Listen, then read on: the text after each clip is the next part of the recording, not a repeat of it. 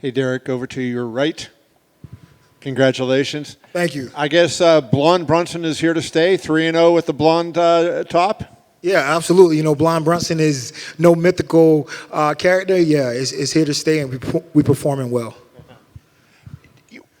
Till had said and made a big point a lot about if you tried to take him down, how difficult it was going to be, how much energy you would expend, and it didn't seem to turn out to be that difficult. How was it in the ring? You know, I mean, I saw you had the one good takedown defense there, but for the most part, it seemed like you got him down when you wanted to. How did he feel? Well, that's anybody in the division. You know, it's about taking my time, really setting it up. You know, I wasn't out here lunging for takedowns. I was kind of setting my takedowns up.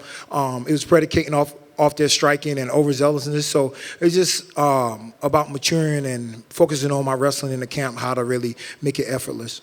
In the third round when he hit you with that left hand, how bad was it? It wasn't that bad, man. I'm like, can everybody shut up? And Darren Till, can you stop swarming me right now? I'm not really that hurt, you know. But whenever a guy think they got you really, really hurt, they're gonna, you know, go really strong. But at the same time, I'm trying to like bob and weave punches and really like slow the onslaught down. What do you think would be the difference if you mentioned Izzy in the cage, right? What would be the difference this time compared to last time? You know, obviously it wasn't your best performance the last time out. What do you think you would do different if you saw him now that you've been in there with him once? Just really, you know, taking my time. This camp, I wasn't as sharp as I like to be able to stand up. You know, my stand up is a lot better than I was able to show it tonight. You know, I was able to get a few things off on the feet. Came with, you know, uppercut, and I saw some openings. You know, but I like to be sharper. I was injured for like the last 3 weeks of this camp. So I think with that time to spar and really prepare, then my stand-up is looking really good, and I can really pose a threat to Izzy on the feet and definitely on the ground. And just, you know, to get you to comment on Till, when you look at him as a guy in the division, I mean, you know, he's got a lot of hype. He's, you know, highly ranked, and yet he's lost 4 out of his last 5. Do you see this guy being a threat if he can make a few adjustments? And do you think that Darren Till is a guy that kind of can do what you did and get things turned around and come back? Oh yeah, absolutely. You know, I feel bad for Till. You know, I actually like the guy. You know, I feel he's like a badass kid. You know, says like edgy things on Twitter, Instagram, but I think overall he's like a good person. You know what I mean? He's like really funny. You know, so yeah, I think the guy can, you know, pull it together. It's small things. You know, he's really explosive, really good on the feet. He has really good feints, very confident. It's just the small things that he need to adjust, you know. Even maybe, you know, thinking about 170 or just maybe fine-tuning some of the wrestling things or some of the defenses, because if he's able to keep it on the feet, he can do a lot better. And last for me, you said in a cage, you know, you're not broke. But you know, when you mention you're not broke, I think of Jared Cannonier, of course. And it's going to be a while before, you know, they fight and then for you to get in there. So would you consider Cannonier to, you know, because you may not even move up in the rankings, right? You fought somebody below you. You may not move up. Do you feel like if they came to you and said, hey, we want you to fight Cannonier, would you be interested in that or no?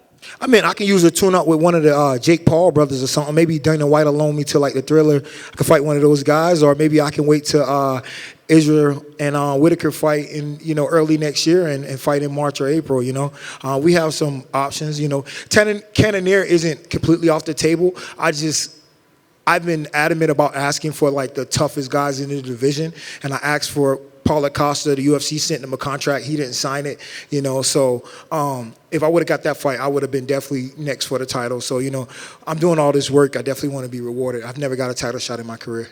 Thank you. Derek, I just want to follow up on Kevin's question about Darren's ability. Did you know his takedown defense was going to be that good, or did you kind of judge it correctly? How did you even rate his takedown defense? His takedown defense was okay. You know, he did a good job of digging those underhooks. You know, I got pretty good finishes, you know, with the chain wrestling, like just really attacking. So I can't really say his takedown defense was really bad. I just chained together attacks really good. So, you know, I kind of know what it takes to take somebody down.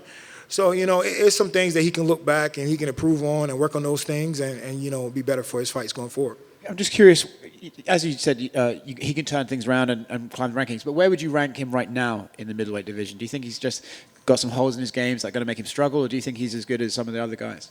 No, he's as good as some of the other guys. You know, him and Whitaker had a pretty decently close fight. I mean, he dropped Robert Whitaker in their fight, you know. So, yeah, man, they went 5 rounds, and nobody got finished there. You know, I was able to impose my will and get the finish. So you definitely have to take something from that fact that Whitaker's fighting for a title, and his last fight was against Whitaker, and it went 5 rounds. He dropped him. He had some good moments in that fight. Congrats. Thank you. You mentioned having injuries in your camp. I was wondering if you could elaborate that and kind of explain, how that affected your camp and maybe even a little bit in this fight. Yeah, I had a rib injury. I thought I broke my ribs. Like this, I got kicked in the ribs like really hard with someone's toe. This guy was about 240, so it was kind of like a bad thing sparring with somebody so heavy when I'm really getting my body down to like my fight weight. I'm getting ready to compete. But yeah, man, I thought I broke my ribs, and the last 3 weeks to the camp, I couldn't spar. I had to kind of do conditioning, hit pads. I took a whole week off, so I only really had like 2 weeks to prepare. So yeah, it was a little tough, but that's a part of the fight game. We were confident with what we were doing and kind of relying on that. There was no hesitation taking the fight due to that injury.